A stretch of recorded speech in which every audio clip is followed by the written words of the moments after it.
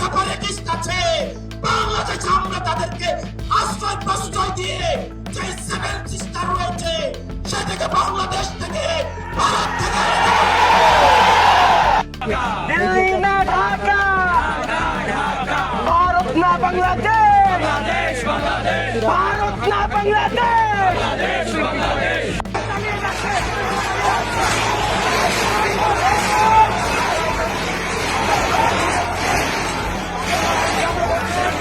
Former Bangladesh Prime Minister Sheikh Hasina's son has issued a serious warning to India ahead of the crucial elections in February next year. Sajeeb Wazed Joy's message is blunt.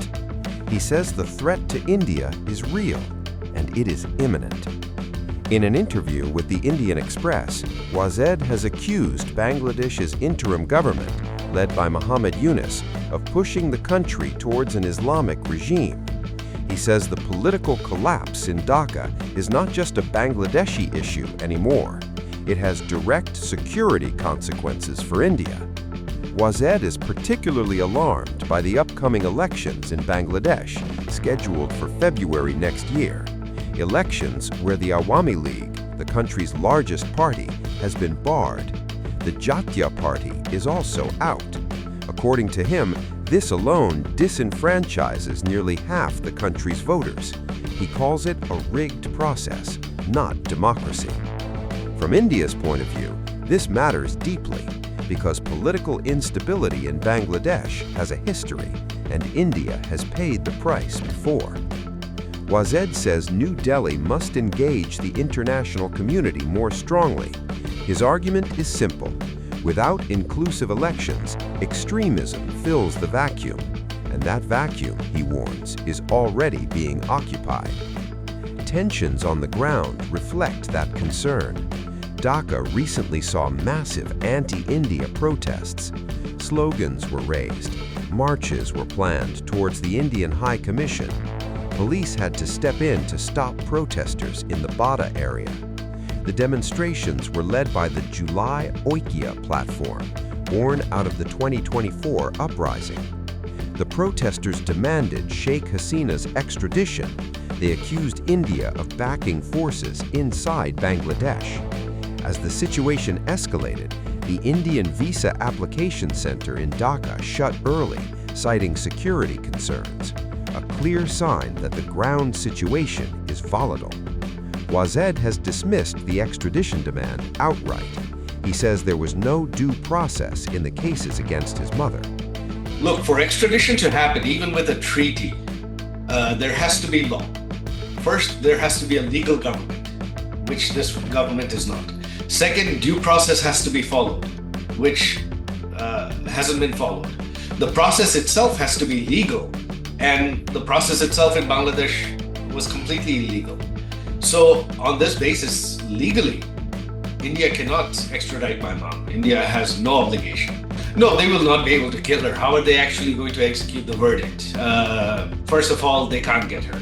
Secondly, once there is rule of law, this entire process will get thrown out.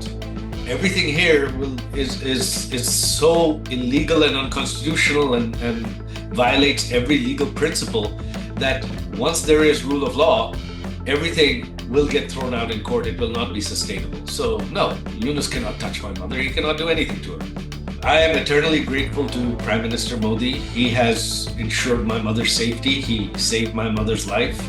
He is keeping her under tight security as a head of state.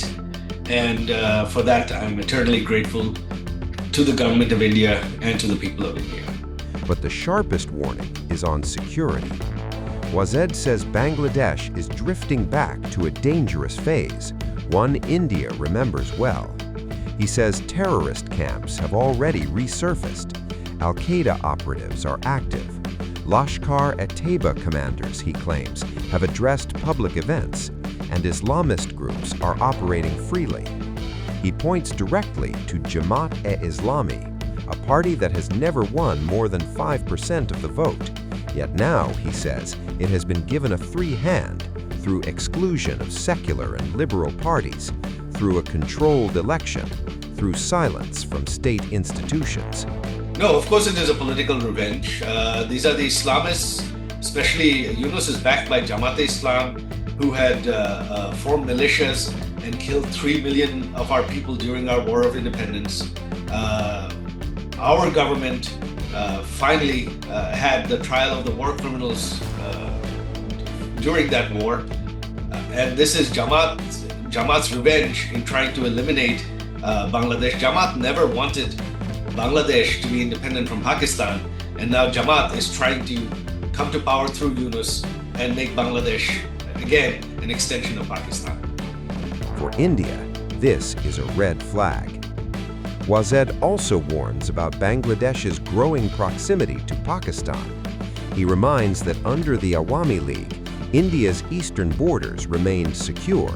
Before that, Bangladesh was used as a base for insurgency into India's northeast. He says that threat could return. The Bangladesh army, he claims, is standing by silently. His message is not subtle.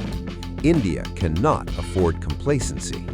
What is unfolding in Bangladesh, he argues, is not just a political transition, it is a security challenge, one that could spill across borders.